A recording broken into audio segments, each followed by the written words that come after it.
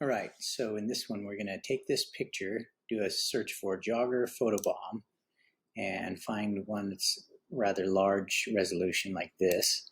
And we'll hit copy and go over to Photoshop and click create new.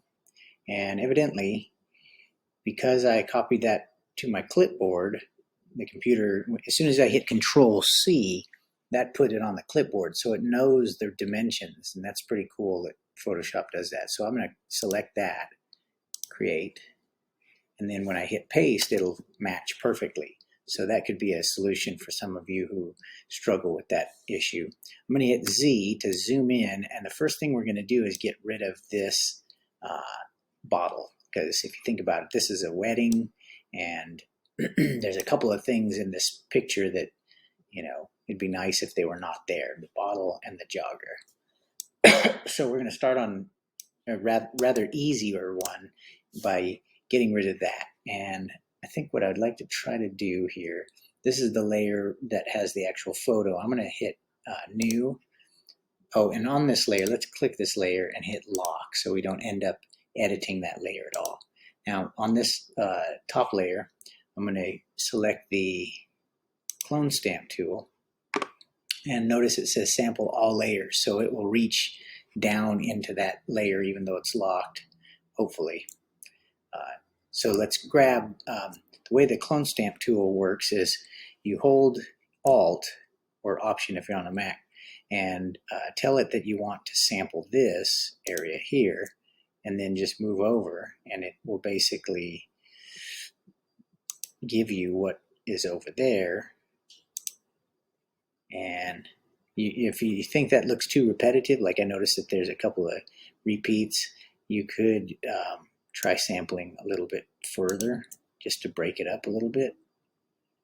Well, that's still got that. Maybe I'll sample from over here, actually. Just drag that over. All right. And you can make this larger or smaller. Maybe to break up this pattern down here, I'll sample over here. Let's say I want to take that part of the granite. Just place it right there. Yeah, that looks all right. All right, so now I'm going to deal with up here. So I'll say I want this part of the stone, and I want it to be distributed over there. And then I want this part of the stone.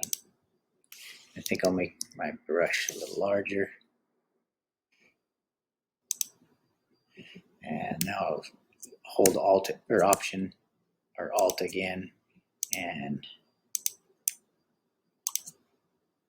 just keep kind of, you don't want to do it, or I guess I should say you try to make it a little bit more random so it's not quite so obvious that there's a pattern. And it just takes a little bit of finesse messing with it.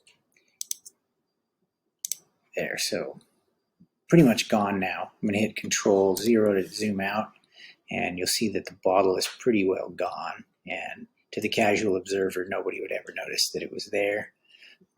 So that's the first part. And for the next part, I'll make a second video.